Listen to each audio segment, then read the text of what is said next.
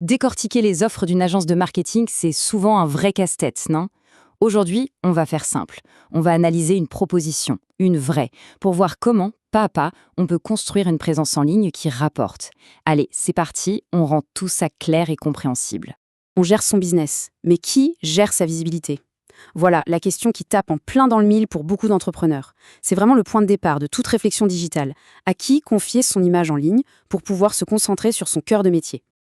Alors, regardons ensemble, étape par étape, comment tous ces services s'emboîtent les uns dans les autres. L'objectif, créer des résultats qu'on peut voir et mesurer, et faire d'un simple site web un vrai moteur de croissance pour l'entreprise. Bon, toute bonne construction commence par les fondations. Et dans le monde numérique, eh bien la fondation, c'est le site Internet. C'est la base, l'étape numéro 1, absolument indispensable pour avoir quelque chose de solide et de pro sur le web. Cette phrase, elle résume tout. Le but, ce n'est pas juste d'être là, d'exister en ligne. Non, l'ambition, c'est de devenir le choix évident pour les clients du coin. Et pour ça, le premier outil, c'est un site web qui en jette. Alors, qu'est-ce qu'on trouve dans ce pack? C'est bien fait, c'est séparé en deux. D'un côté, pour le visiteur, on parle d'architecture de conviction.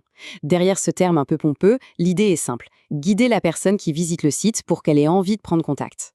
Et bien sûr, l'expérience zéro friction sur mobile, c'est crucial aujourd'hui.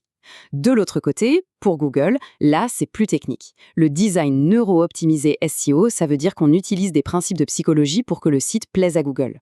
Et les fameuses citations NAP, ça veut dire nom, adresse, téléphone. Il faut que ces infos soient partout les mêmes sur Internet, c'est un énorme signal de confiance pour le référencement local.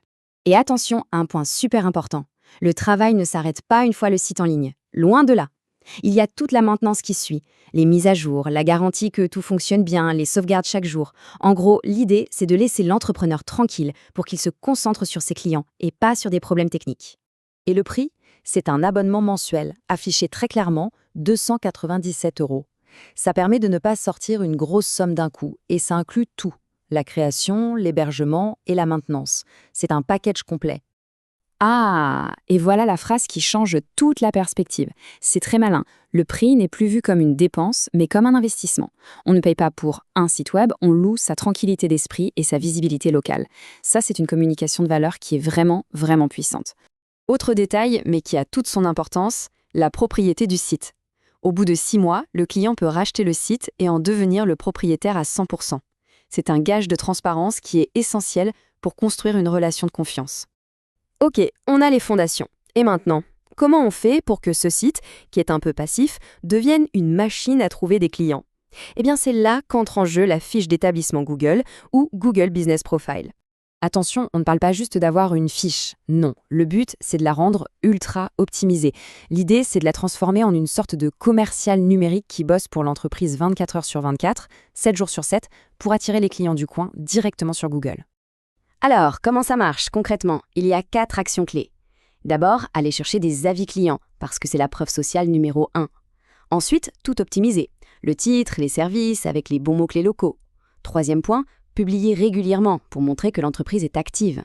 Et enfin, préparer une foire aux questions pour répondre d'avance aux interrogations des clients. C'est une vraie petite stratégie de contenu en soi. Côté tarif, c'est en 2 temps. D'abord, un paiement de 490 € pour toute la mise en place initiale. Puis, un petit abonnement de 49 € par mois pour la gestion au quotidien, les publications, la recherche d'avis, etc. Une fois que la base est solide, que le référencement naturel est en place, on peut vouloir aller plus vite. Et là, on passe à la vitesse supérieure, avec la publicité payante sur Google Ads pour des résultats quasi immédiats. Ici, il y a 2 formules. La Starter, à 247 € par mois, pensée pour les jeunes entreprises qui veulent tester avec une seule campagne. Et la Pro, à 497, pour celles qui sont déjà en croissance et qui veulent lancer plusieurs campagnes en même temps pour maximiser les retours. Au-delà de la technique, il y a aussi toute la philosophie de l'agence, et ça c'est un point super important. On ne cherche pas juste un prestataire, on cherche un partenaire. Et ça, c'est un vrai marqueur de crédibilité. Le fait d'être reconnu par l'État comme activateur France Num, ce n'est pas rien. Pour un patron qui cherche un partenaire fiable, c'est un gage de sérieux et d'expertise, c'est clair. Leur succès est notre succès. Cette petite phrase, elle dit tout de la philosophie de partenariat.